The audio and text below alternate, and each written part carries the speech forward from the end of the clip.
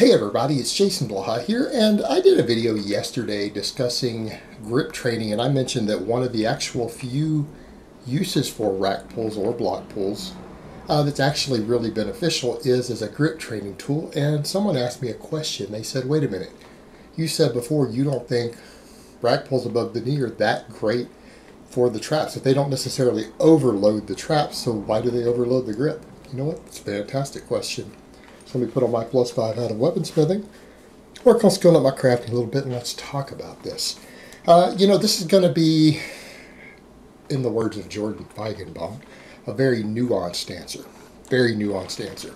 Now, I want to state up front when we discuss this is going to be a little technical, and I want to make it clear that when I say that I don't think rack pulls above the knee are an amazing trap exercise, I'm not saying they don't work. I'm not saying they don't grow your traps. I'm not saying stretch overload doesn't stimulate hypertrophy. I don't want anyone to think that's what I'm saying. We need to get that clear. What I'm saying is stretch overload isn't the best method of inducing hypertrophy. It's not the best method. It's down the list a little bit. There are better methods of making any muscle grow than a stretch overload. Furthermore, the amount of stretch overload you get by adding another 100 pounds or 200 pounds to this is questionable in terms of motor fiber recruitment. I can't talk, motor unit recruitment and muscle fiber recruitment. But here's what we need to understand. When we're talking about grip training, we're talking about sports-specific training that involves joint angle specificity. And we need to understand there's a big difference between training for maximum strength at a specific joint angle, right, which is, only about 15 degrees of carryover. In other words, any strength that you gain by training a muscle, the strength only carries over about 15 degrees of joint movement from where you train it, which is why partials at the top don't make you stronger at the bottom, right? There's joint angle specificity, and a lot of sport-specific training is very joint angle specific, because these things will affect a grapple in judo, they will affect throwing a baseball, they will affect a lot of these things. There is a performance component that has to be accounted for. Hypertrophy is something that all performance elements induce, right? Every single form of strength training or resistance training has the capability to induce some hypertrophy, which you get as muscle growth. Anything that causes a physical structural change in the muscle tissue makes muscle fibers bigger. So pretty much everything short of maybe the list cardio has the potential to make a muscle grow in some regard. And that includes joint angle specific training, that includes stretch overload. But that's what we need to understand here, is that we're not always talking about the same things. When we say size and strength are correlated, it doesn't mean there's a perfect overlap. In other words, training a maximum joint angle for a performance element doesn't guarantee that you're going to make the muscles involved grow maximally. In fact, in most cases, it won't. In most cases, for a muscle to grow maximally, to see the most possible hypertrophy, you usually need to train several performance elements in terms of joint angles. And the more complex the muscle is, the more that needs to be involved. So in other words, training a muscle through its full range of motion or terminal range of motion that can be done safely, because some muscles can't be safely trained that way. Some exercises can't safely be done through a full range of motion, but most can, and that is going to have the most potential for hypertrophy. So I hope you guys see where I'm about to go here.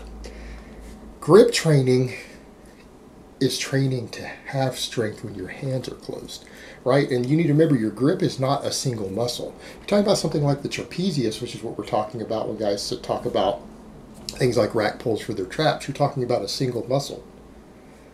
Your grip is comprised of a lot of muscles. See all those muscles moving in my forearm? There's multiple muscles involved. Multiple muscles involved in your hands, your fingers, your forearms. There's quite a few muscles involved. In order to get stronger with your grip, any hypertrophy of those muscles will help your grip, right? Whether it's in your fingers, your hands, your forearms, it'll help. But maximum grip requires you to be strong and to focus specifically on when the hand is closed or close to close, right? That's where you want the grip strength when we're talking about most pulling and gripping and things. That's where you want it. Out here, not so much important. Now, maximum hypertrophy, you might want to do that. If you wanted to get the maximum hypertrophy of all these finger muscles, you would want to find some sort of resistance to do that, wouldn't you? But that's not necessarily going to be best for grip, because grip, we don't need it to be strong out here. We need it to be strong when it's enclosed, within 15 degrees of where you need it to be, or ideally right at that point. So grip training is about overloading those muscles and forcing them to grip harder, and the heavier weight they're forced to hold on to, the more isometric force they're required to produce to hold on to it, or it will slip. Right? In other words, if you don't have the grip strength, the isometric grip strength to hold a 700-pound bar, because you can only hold 650, the 700-pound bar is going to pull your fingers apart, and it's going to slip and fall. So you have to train for that level of grip strength at those specific joint angles. And in fact, when it starts opening up, it's going to slip anyways, because that's a weaker joint angle, and it's not conducive to grip training, and a lot of other factors involved with the angles. When you're talking about a stretch overload, when you think of a deadlift or a rack pull or any variation of it, the traps aren't doing any work. They're having a resistance pulling and stretching them isometrically. And at a certain point, adding more weight, because the traps do not limit the weight you can use, because they do not move the weight, they play no role in the actual movement of the weight. They're being stretched and pulled down. Other parts of the body are having to take part of that load, such as the spinal erectors, other things. Different joints are getting a lot of this downward stress it's pulling. The traps can only be pulled down so far. And if they're pulled down maximally with 400 pounds, and they're stretched to their terminal limits, going to 500, 600, 700 may not have a significant, I'm not saying it won't, I'm saying it may not have a significant increase in motor fiber, or in muscle fiber recruitment, right? It's not necessarily going to activate more motor units, because there's no additional movement, and the same amount of force is needed to create to keep, I guess, the shoulder from dislocating, because the muscle's already stretched to its limit, is already there. And when you're doing a rack pull, the only reason you're lifting more weight is because other muscles involved are put at a favorable advantage in terms of bone structure. You're cutting the range of motion now, and you're putting them at a favorable leverage so that they can lift more weight while producing the same force. In other words, they don't have to produce more force to lift the heavier weight. They have a leverage advantage in those positions that allow them to lift more weight using the same force and the same amount of muscle fibers. So the traps aren't necessarily going to do any more work just because you've gone from a 500-pound deadlift to a 700-pound rack pull in the same position at the top. So by that token, there's no guarantee that it's going to do anything special beyond what you got from a deadlift. People will argue about that, and it's fine to argue about that, but it's speculative at best. It's anecdote at best. We don't have any good data. There's no biomechanics to really suggest that it's going to give anything else. And furthermore, in a stretch position, not every muscle fiber within the trapezius is available for recruitment. You got to remember, it's not doing actual work. It's being stretched under load. And like I said, that can induce some muscle growth. It's been shown in lab studies to induce muscle growth.